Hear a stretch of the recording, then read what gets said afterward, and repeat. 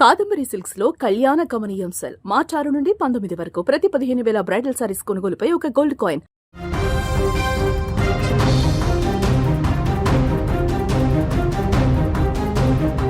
వరంగల్ జిల్లా నర్సంపేట డివిజన్లో దారుణం జరిగింది. వైద్యులు నిర్లక్ష్యంగా వ్యవహరించారు. ఒక స్కానింగ్ సెంటర్లో తప్పుడు రిపోర్ట్ ఇచ్చి కుటుంబ సభ్యులను తప్పుదోవ పట్టించిన ఘటన స్థానికంగా ఇప్పుడు కలకలం రేపుతుంది.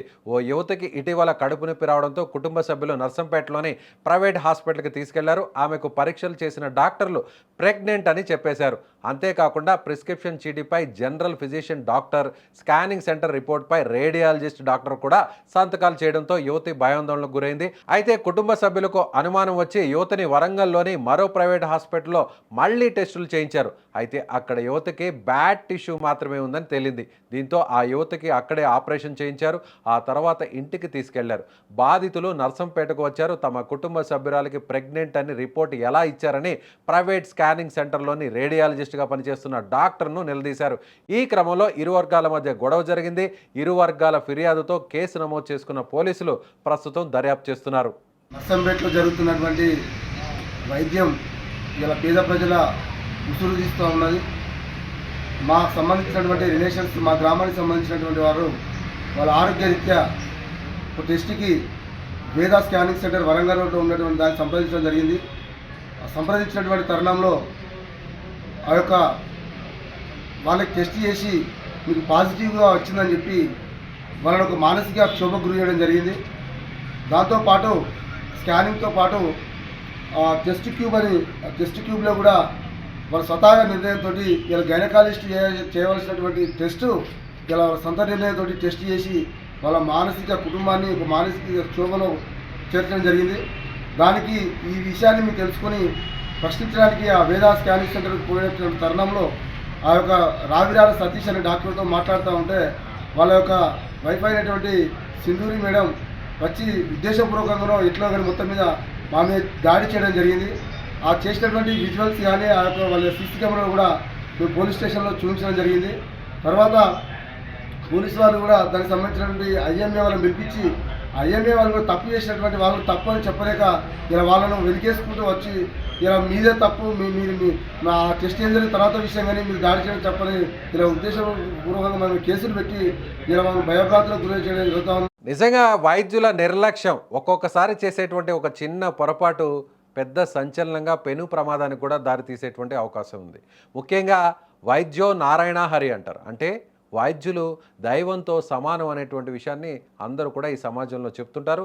వైద్యులకు ప్రత్యేకమైనటువంటి గౌరవాన్ని కూడా అందరూ కూడా ఇస్తుంటారు. కానీ ఇలాంటి కొంతమంది వైద్యుల వల్ల, ఇలాంటి కొంతమంది వైద్య సిబ్బంది వల్ల మొత్తం యావత్తు వైద్య రంగానికి కూడా ఒక్కొక్కసారి ఇలాంటి సమయంలో ఒక చిన్న మచ్చగా మారేటువంటి అవకాశం ఉంటుంది. నిజంగా ఈ ఇన్సిడెంట్లో చూస్తే 18 సంవత్సరాలు ఒక యువతికి కడుపు నొప్పి అని హాస్పిటల్కి వెళ్తే అక్కడ ఉన్నటువంటి వైద్యులు వెంటనే ఇది ప్రెగ్నెన్సీకి సంబంధించినటువంటి వ్యవహారం అని చెప్పని నేరుగా అల్ట్రాసౌండ్ స్కానింగ్ తీసిన తర్వాత మీ కడుపులో ఒక బిడ్డ పెరుగుతుంది అని ఆ యువతికి చెబితే ఒక్కసారిగా షాక్కు గురైనటువంటి ఆ యువతి ఏం చేయాలో అర్థం కాలేదు. కేవలం చెప్పడమే కాదు, నేరుగా ఒక మెడికల్ రిపోర్ట్ను కూడా ఇవ్వడం జరిగింది, స్కానింగ్ రిపోర్ట్ను కూడా ఇవ్వడం జరిగింది. ఆ స్కానింగ్ రిపోర్టర్ మీద అక్కడ చూసినటువంటి డాక్టర్ కావచ్చు, పరీక్ష చేసినటువంటి రేడియాలజిస్ట్ కావచ్చు, అక్కడ ఉన్నటువంటి ప్రతి సిబ్బంది సంతకం కూడా అందులో ఇచ్చారంటే నిజంగా వీళ్ళు చేస్తున్నటువంటి వైద్య పరీక్షలు ఎంత ప్రామాణికంగా ఉన్నాయో, ఎంత నాణ్యత కలిగి ఉన్నాయో ఇది ఒక చక్కని ఉదాహరణగా మనం చెప్పవచ్చు.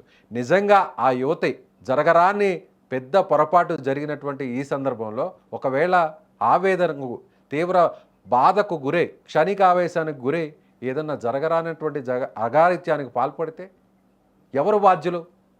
ఈ వైద్యులు బాధ్యులుగా నిలబడతారా?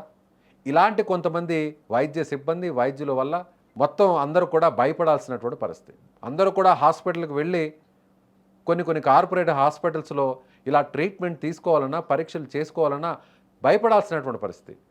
కొంతమంది అనవసరంగానే అక్కడ డబ్బును అక్రమంగా ఆర్జించడం కోసం పేషెంట్స్ నుంచి ఆ డబ్బులను ముక్కు పిండి వసూలు చేయడం కోసం ఇలాంటి అనవసరపు వైద్య పరీక్షలు కూడా చేయిస్తున్నారు. స్కానింగ్లు, ఎంఆర్ఐలు, సిటీ స్కాన్లు చేయిస్తున్నారంటూ లబోదబోమని చాలామంది అమాయకులు, బాధితులు ఇప్పుడు అందరూ కూడా రోడ్ల మీదకి వస్తున్నారు. ప్రస్తుతం వరంగల్లో ఉన్నటువంటి ఈ ప్రాంతంలో జరిగినటువంటి ఈ ఇన్సిడెంట్ నిజంగా ఒక రకంగా ఎలా చెప్పాలో అర్థం కానటువంటి పరిస్థితి. నిజంగా ఒక అమ్మాయి కడుపు నొప్పితో వెళితే అమ్మాయికి ప్రెగ్నెన్సీ అనేటువంటి ఒక తప్పుడు రిపోర్ట్ని ఇచ్చారంటే అక్కడ ఏ స్థాయిలో వైద్యం, ఏ స్థాయిలో వైద్య పరీక్షలు జరుగుతున్నాయో అర్థం చేసుకోవచ్చు.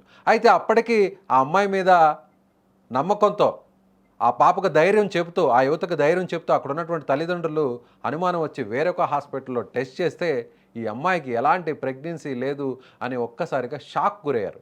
కడుపులో ఒక చిన్న టిష్యూ ఉంది, ఆ టిష్యూ వల్ల ఈ కడుపు నొప్పి వస్తుంది అనేటువంటి విషయాన్ని చెప్పినటువంటి ఆ వైద్యులు వెంటనే జరిగినటువంటి తప్పును ఆ తల్లిదండ్రులకు తెలియజేశారు.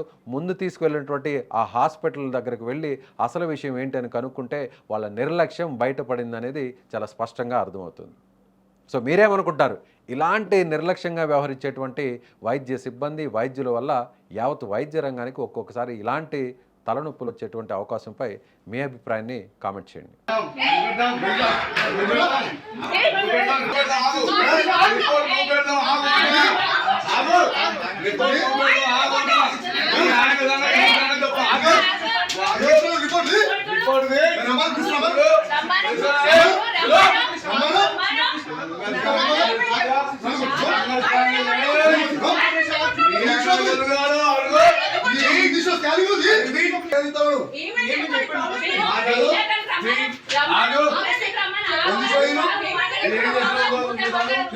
నువ్వు తీసిన స్కాన్ ఏమైందో చదువు.